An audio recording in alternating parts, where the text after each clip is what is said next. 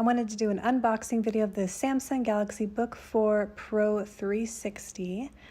Here it is inside. This is what the charger looks like.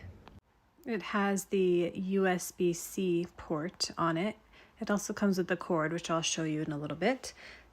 I love how thin this laptop is, and this is the 16-inch screen size.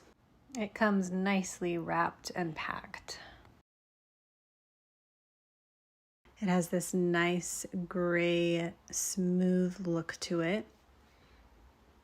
And it also does come with an S Pen, so you can use that on the screen. It is a touch screen as well.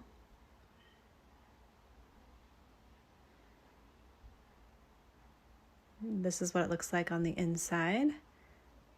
And this is always my favorite part. Voila! This is the size of the charging cord. It has the USB-C charger and port on each side.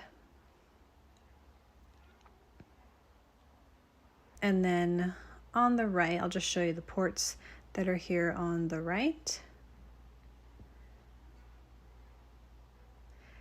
And then over here on the left side is where you would stick the charger in.